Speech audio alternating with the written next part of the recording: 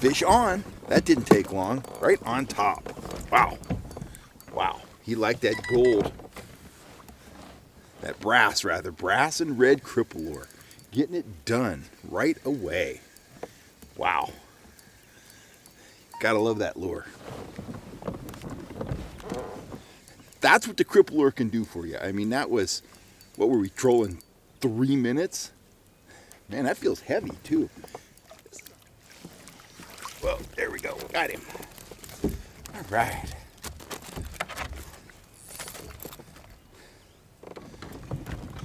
He doesn't want to give up. Right there. Red and brass cripple lure. I'm so excited I can't even talk. So we'll get this guy taken care of and get the baits back in the water. That is a nice trout. That's a 1 pounder there. That's gonna look good in the smoker. Nice. Speed spoons. Troll them, cast them, or jig them. If you want to get aggressive with trout, get a set of Kellogg speed spoons and get your fish on. Available at the fishhuntshoot.com website. Howdy folks, Kellogg here. I'm out on my hike with Lucy today, and I got an email this week, and actually I get a fair amount of emails like this. This fellow reached out to me. I'm not going to use his name. He reached out to me and said, you know what, I bought some cripple lures, I bought humdingers, I fished them, and I've never caught anything on them. And he didn't come out and say it, but his tone, his kind of implication was that I am somehow pulling the wool over his eyes, despite the fact that my channel is full of fish being caught on those lures. So here's kind of my philosophy. I just kind of wanted to address this, and I think sometimes both anglers and hunters have been done a disservice. But before I get into that, let me give you a quick example. Lures and hunting equipment, they're tools, okay? My dad was a union carpenter for decades in the Bay Area, and I grew up on union construction sites. And you know, there were a lot of journeyman carpenters out there, the young, strong guys. They did a lot of the framing. And then there were the older guys, and they were true master craftsmen. They could do the framing, they could cut stairs, they could do finish work, could pretty much do anything with wood or metal. They knew all the tricks, and their work was, you know, phenomenal. But all of their tools, with some exceptions, were pretty much the same. Squares and saws and hammers, screw guns, tape measure, you know, stuff like that. But the way that they employed those tools, even a guy like my dad, who is a master carpenter, still is, and my uncle, another master carpenter, had been doing it for decades, the way they approached a job and the way they used those tools were just slightly different because they tailored those tools to their approach. Okay, back to hunting and fishing. You know, in the hunting world, they would have you believe that you can't hunt unless you have a $1,000 suit of the latest generation of camouflage clothing. Absolutely not true. You know what hunting success is all about? Fundamentals, the basics, keeping the wind in your favor, doing the scouting, using your binoculars, being patient, and putting in your time with a basic set of tools. The same is true for fishing. The way I approach trout fishing is a fly fishing philosophy. Where are the fish? What are they feeding on? And what is their temperament? Match the hatch. Most of the time, you're going to catch the fish. 10% of the time, the fish have lockjaw and they can't be caught. 20% of the time, the bite is wide open and you can catch them on a big list of lures. The rest of the time, that 70% in between, that's when details matter. That's when using Procure matters. That's when using fluorocarbon matters. That's when all the details matter. So my fishing philosophy is built on speed and color. Fast and natural to start off with, then brighter colors, then slow down, go natural, go bright at slower speeds. In the fast category, it's all about, for me, mostly about plugs and spoons and occasionally dodgers.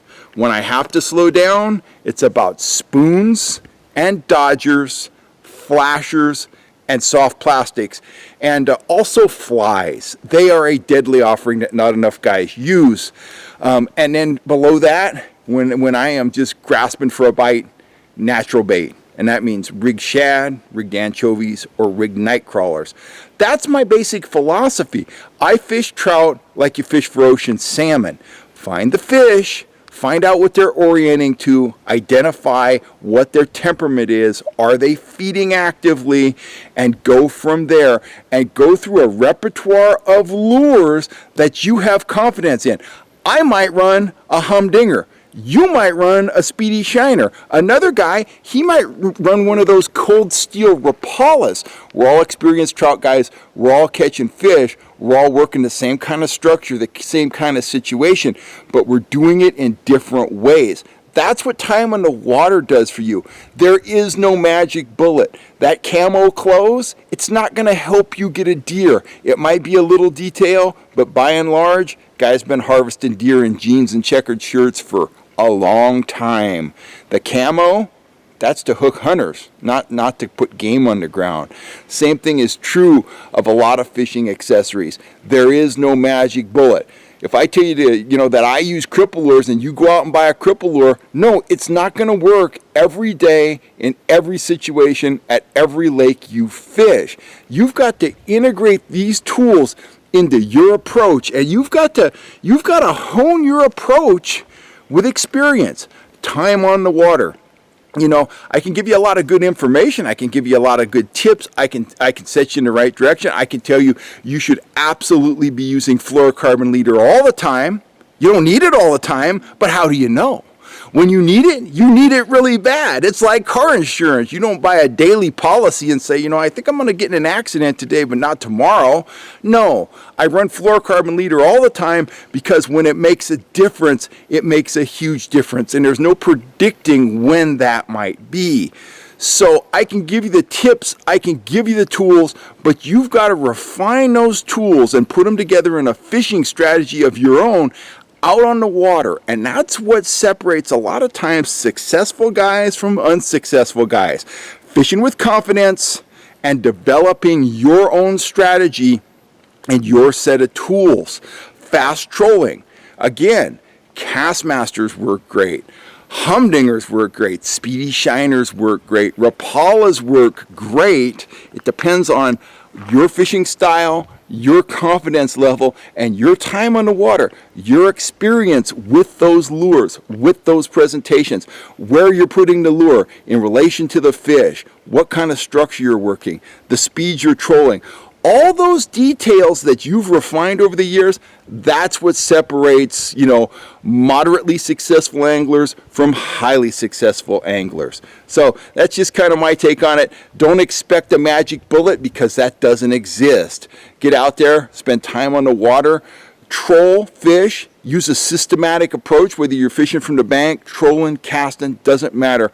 Fish systematically, pay attention to the details, try to check off all those boxes from fast and aggressive, moderate speed, slow speed, natural bait, and you're going to find that you seldom get skunked. Doesn't mean you're going to get limits every day, but you're not going to get skunked, and you're going to be able to catch fish when no one else can. So anyhow, that's it for now. I'm signing off. Thanks for supporting the channel, guys.